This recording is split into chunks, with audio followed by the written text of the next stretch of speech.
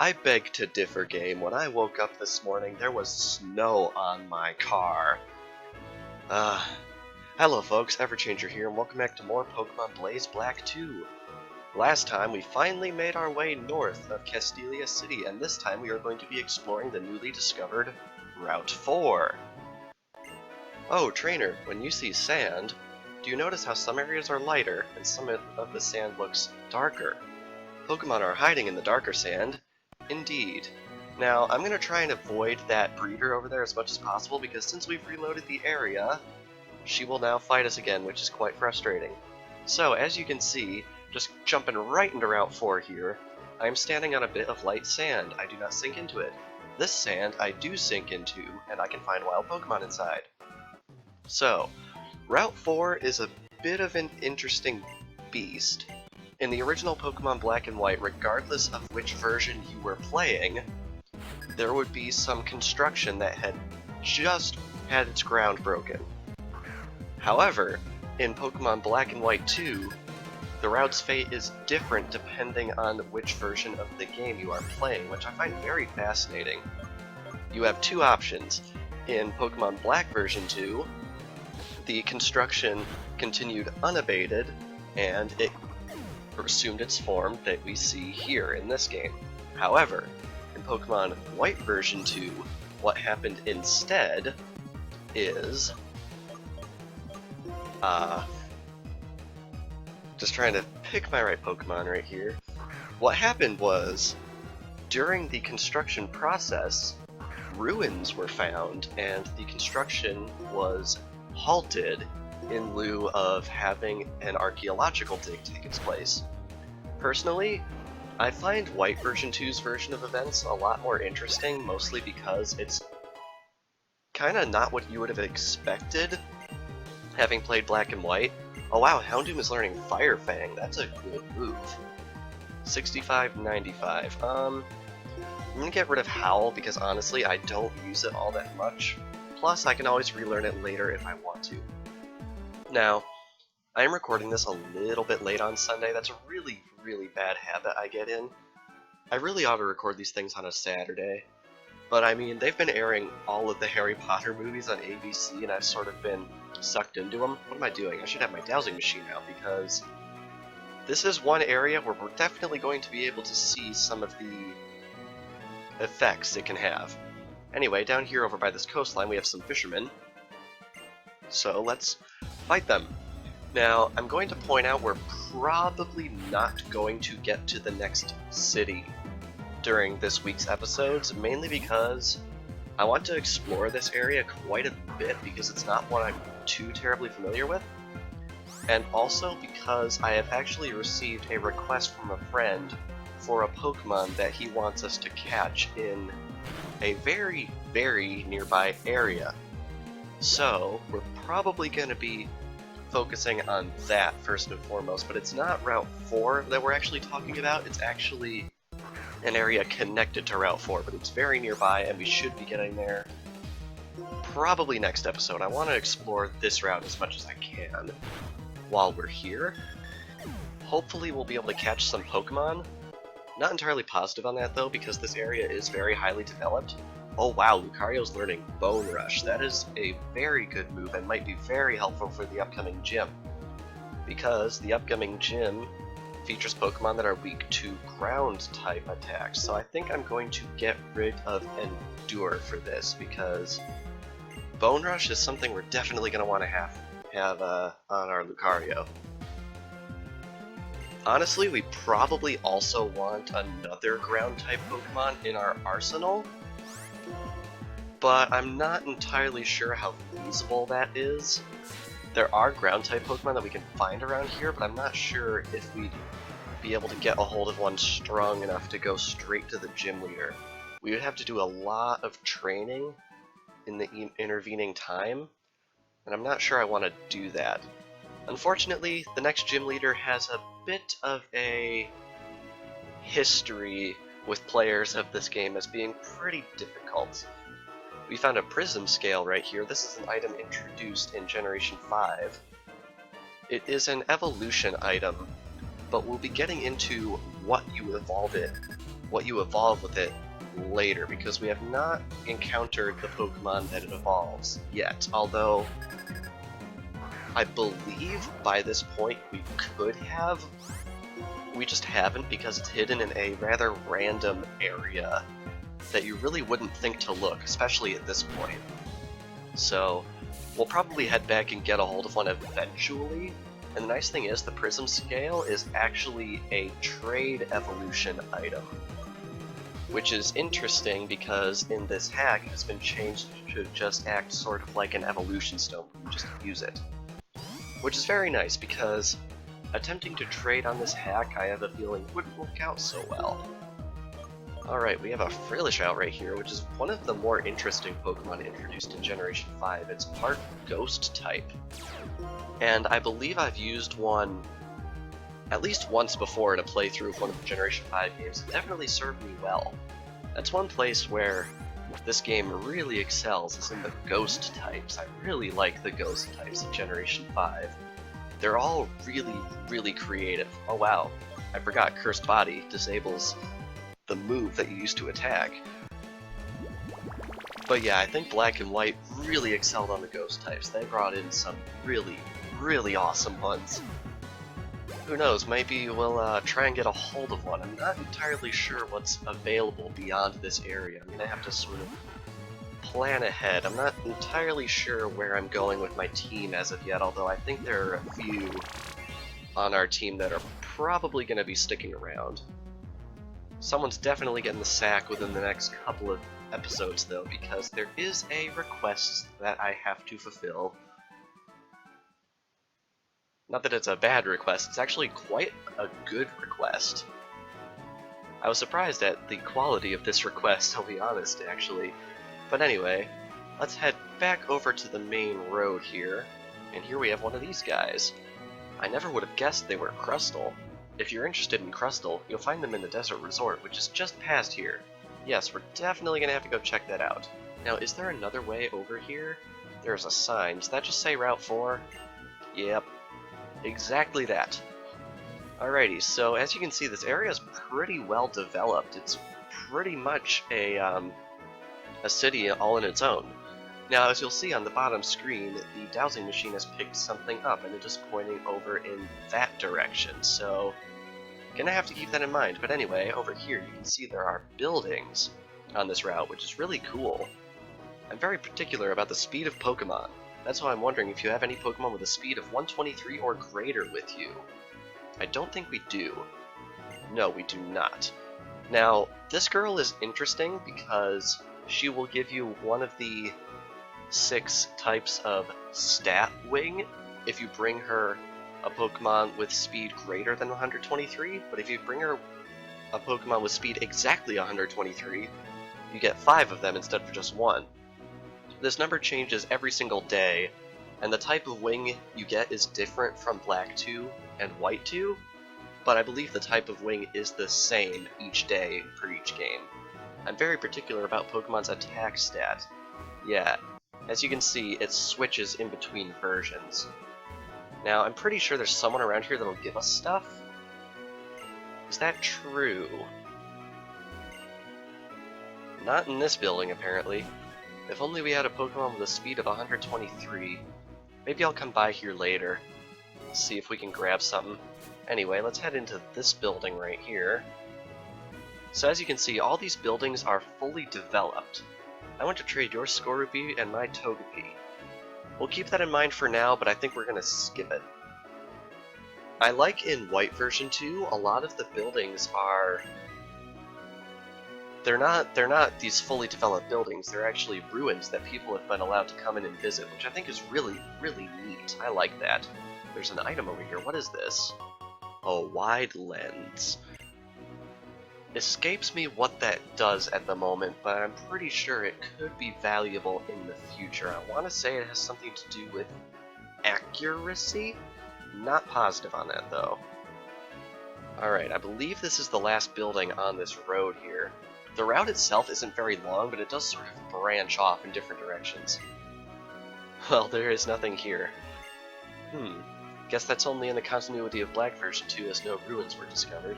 You know, on Thursdays, some Pokemon fly here. This is another thing that I'm not going to be covering right away, but will eventually. In Pokemon Black version 2 on Thursdays... Oh sweet, free stuff. On Thursdays, a Pokemon called Mandibuzz will fly onto this route. And in Pokemon White version 2 on Mondays, a Pokemon called Braviary will fly onto this route. They will have their hidden abilities, which is pretty neat. Unfortunately, I very, very rarely record on these days, so I'm probably going to wait until I have a school vacation in order to specifically come here and show that. Hi, I'll mimic a Pokemon sound. Please listen. Alright. I mimicked one of your party Pokemon. Which Pokemon was it? That was... Nidorino. Correct. Awesome. I used to be really good at picking out Pokemon cries. In fact, a friend of mine and I would actually play the cries out of the Pokedexes in our games and have the other person guess. However, that game has gotten a lot more difficult since they changed all of the cries in X and Y. So it's really just a completely new learning experience when you hear a Pokemon and you're like, I have no idea what that is. Because they changed pretty much every single cry in Generation 6. A little bit disappointing, but I can understand why they did it. Places with ruins are being developed one after another. We end up losing parts of history. Indeed. Trainer tips. Pokemon have a source of energy for using moves. It's called PP, meaning power points. They have PP for each move. When a move has no PP remaining, that Pokemon cannot use that move. That's a good time to head for the Pokemon Center. Indeed. Oh, there's another cop right here. Hey you, stop right there. There's something I could say about this, but I'm just going to choose not to. Now, I mentioned at the beginning of this episode that there was snow on my car this morning. I swear, we have had every single type of non-rain precipitation possible today, excluding hail. We've had sleet, we've had snow, we've had the weird pellets, we've had freezing rain. It is utterly ridiculous. It would basically alternate between one of those things and sunny, and it's been doing that all day. I have no idea what's up with that, but summer is 100% certainly over where I live, and I'm inclined to say that fall is over as well, and winter is already upon us, which is insane because not a month ago it was 90 out and everyone was all around campus in their shorts, hanging out in the quad. Now everyone's hiding inside with their coffee. It's pretty ridiculous. Anyway, we can sneak around here onto the other side of this route, and as you can see, the item finder is pointing here. When it does this, it means you are standing directly on a hidden item, which in this case is a red shard. I'm probably going to have the item finder out pretty much as I can going forward, because there is a lot of stuff you can get through this method. What's a kid like you doing wandering around these parts? None of your beeswax, officer. Alrighty. Oh wow, this guy has an Arcanine. And as you can see, it just made that crashing sound and visual effect. Basically, if a Pokemon is over a certain weight, I want to say it's like 600 or 700 pounds, then that animation will happen. It really has very little effect on the gameplay, except for a few moves, which modify their effectiveness based on weight. Probably not going to be encountering such things for a little while though, and they are quite rare. Please hit 3 times. Of course it didn't, because why wouldn't it? Alright, this is going to KO me, isn't it? Yeah, it is. Honestly, Bone Rush is not the best move that I could have gotten for Lucario. In fact, I'm probably going to wind up replacing it with some better ground type move as soon as possible. I just wanted to have one, period, just in case. Anyway, we brought down Arcanine, get a lot of experience for that. Now, I hope there is somewhere nearby to heal. I think in the original Black and White there was a place around here you could heal. I might be wrong on that. Yeah, I think I'm wrong on that. So I might have to head back and heal in between episodes. Now, what is over here? I believe there was an item. Yes, there is. This is... Aha! There we go! Perfect! TM28 Dig. This is actually exactly what I was thinking of to teach to Lucario. Now, as Lucario is currently unconscious, I'm not going to be teaching it quite yet. But yeah, that's pretty impeccable timing, because that's exactly the TM I was thinking of. That's a very good early to mid-game TM right there, and there it is. Anyway, right over here, it looks like we have a bit of a thug gathering, which is not the best. Well, roughnecks, rather. I'm pretty sure they called them thugs in the Japanese version, although I'm pretty sure that word is actually a slur in the Western world. I'm not entirely positive on that. If it is, I apologize. I'm not really well versed on my slurs, which is probably for the best, let's be perfectly honest here. Anyway, this is probably a good place to start training up Servine, because there are a lot of ground-type Pokemon around, and of course as soon as I even start to say that, a Houndoom decides to show its ugly face. I'm just going to switch over to my own Houndoom. Probably the best bet we have right here. This made me realize how much I like Houndoom. It's really been serving me quite well recently, which is good. Never really got an opportunity to use Houndoom in Johto-based games because Houndoom wouldn't actually be obtainable until after you beat the game, I'm pretty sure. I'm pretty sure in Johto-based games you could get Houndour on Route 7 right next to Celadon, and I believe that's the earliest you could possibly get a hold of one. No idea why they did that, but honestly, the biggest complaints I see for Johto-based games thrown around are just the Pokemon choice and balancing and selection and stuff like that, and I can really understand that. Alright, I'm gonna try and beat all these guys because I'd like to get all of Route 4 done in this episode, and I think we're almost done, which is good, because I believe this episode is just over 20 minutes long at this point. Not entirely positive on that. I actually had to restart my computer before beginning this episode because I was having some crazy lag. I have no idea what's up with that, but oh well, I feel like I'm just sort of cursed with computers, to be perfectly honest with you guys. Anyone who's been following me for the past year would definitely know I've been through some ordeals. Ooh boy. Alrighty, so I think one more return should finish off this Arbok. I'm really glad we got return as early as we did. I'm sure the developers definitely knew what they were doing giving out return very early, because honestly, even the base version of Black and White 2, it's pretty difficult. So I'm really glad they decided to sort of throw us a bone by giving us a move as powerful as return so early in the game. Alright, we have a Houndour coming out. Seen a lot of these getting thrown around. I have to wonder how many of these Pokemon were actually here in the original game before the hack was applied. I'm pretty sure Houndour was not available in the original Black and White 2, so this was probably changed. Alright, we have a Mightyena coming in now. I'll probably keep on keeping on here.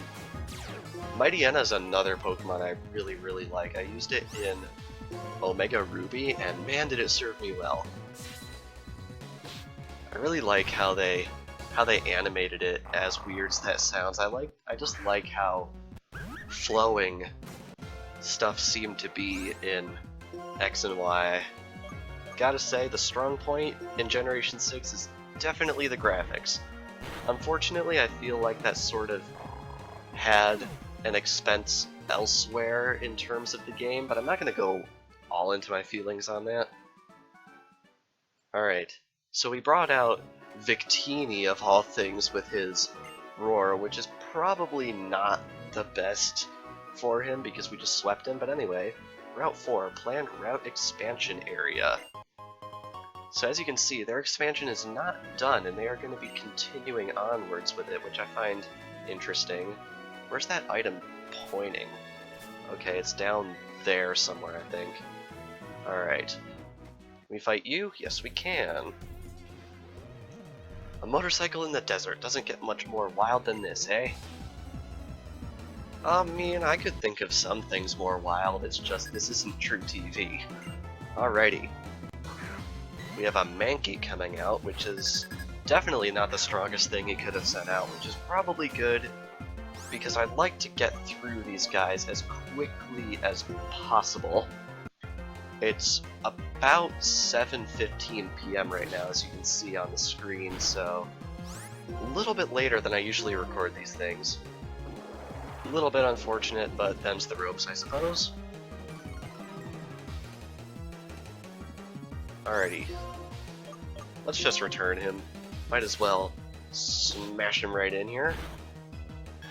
It's really frustrating when you get all the way down to that red area there. You hit them super hard, but not quite hard enough to get the knockout. That's probably the most frustrating thing that can happen in a Pokemon game. It was definitely the most frustrating thing that could happen to me in my last Pokemon LP, that's for darn sure. Alright, so we have a Parasect coming out, and now it's going to be leaving. Bye-bye. Oh wow, it actually had Effect Spore and we're poisoned, which is disappointing. But I don't think we're going to have too much trouble going onwards here. Alright, let's see if we can grab this. It is a Grip Claw. I believe what that does is that increases the duration of moves that trap, which is pretty interesting. That includes stuff like Wrap and Fire Spin and Whirlpool. I believe it can increase it up to 8 turns, which is pretty crazy. Never personally used it because I feel like those moves probably aren't worth a slot because they're very weak. They do residual damage over time, but I feel like they just aren't really worth all that much. Anyway, thank you, Mega Drain. Bring down that guy, and up next is a Tranquil, so I think we're probably gonna want to switch over to Fluffy. Fluffy's falling a little bit behind in the levels. I'm still a little bit undecided if we want to keep Fluffy on our team, because there are a lot of options that are open to us now and are about to open to us, so I'm kind of conflicted on if I want to keep it or not. Feel free to sound off in the comments if you have an opinion, but yeah, I'm a little bit conflicted on what I want to do here. Oh wow, Quick Claw finally does something, and then friggin' Detect happens. Of course, the one time the Quick Claw takes effect. Oh look, we got it again. Shut up. Shut up. Don't even say it. I know what you want to say, just don't. Just keep it to yourself. Just delaying the inevitable, guy. Wow, that gave quite a bit of experience. Alright, Sandslash is up next, so I think you all know the course of action for that.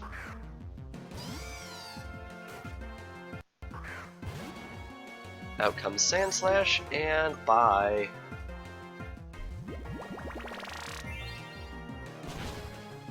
Of course it survived. Of course. Yep. Obviously. Aye. I believe Sand Tomb is actually another one of those trapping moves, isn't it? Yes, it is. Luckily, though, this will be his last turn on the field. Bye-bye to you, sir.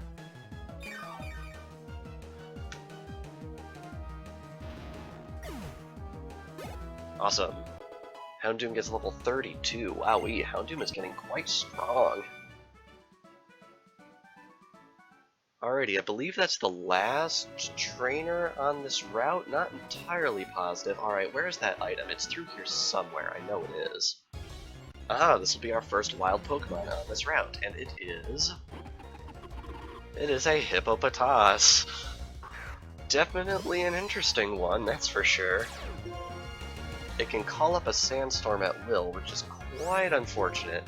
Now, let's see if it can survive a return from my Servine. I believe this thing has decent defenses? Yeah, it actually did survive, so I think we're going to try and catch it. I'd really like to start really bulking up my Pokédex numbers, because all that time we spent in Castelia City, I feel like we sort of fell behind on our streak, because Castelia City just doesn't have a whole lot to catch in it. Of course. Of course. As I always say, you're a level 17 Hippopotas, get over yourself.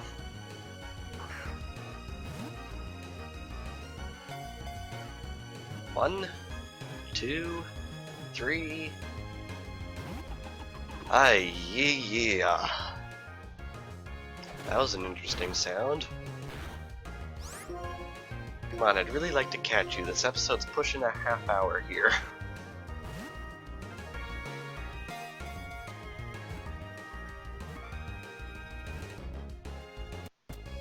Looks like giving the game the stink eye seems to work.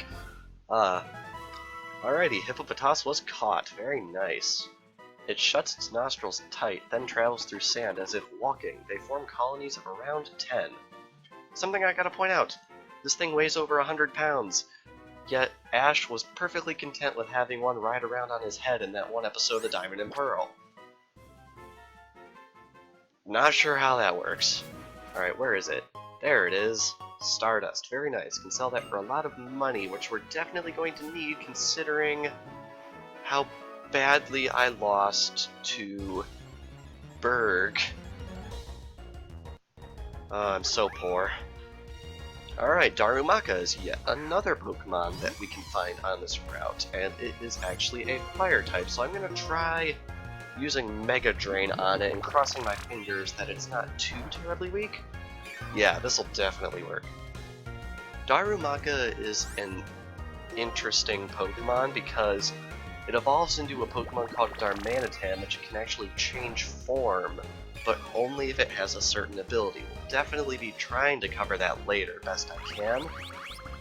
So that could definitely be interesting because it's probably one of the most unique abilities in the entire game. Anyway, try and make another capture right here. And have it fail miserably, because why the heck not? Man, Uproar. I don't really understand that game. It's always, not that game, that move. It's always like, Pokemon is making an uproar, but I feel like it doesn't... Wow, voice crack. I don't think it takes effect from turn to turn. So I'm not sure what's up with that. I wonder if it's one of those moves like Outrage where it's sort of trapped into using it? As you can tell, I don't use Uproar very much. When it sleeps, it pulls its limbs into its body and its internal fire goes down to 1100 degrees Fahrenheit. You do not want this thing to belch on you, I guess, because... oh boy, that would be quite hot. Alright, can we get out of this sand, please? I want to know where that other item is. Oh, it's right here. Wow, Hyper Potion. That is a really good item. Alrighty. Now, I believe... oh, there's even more? Well, this has been going for quite a while. We didn't quite finish Route 4, but this has been going on for a bit, and I think it's probably in our best interest to end things off here. We caught a couple of Pokemon on Route 4, and we almost got it covered, but there's a lot of trainers on here. I kind of just forgot how many there were.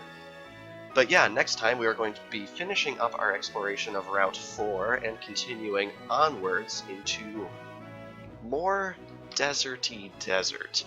So without further ado, thank you all for watching, and I will see you guys next time.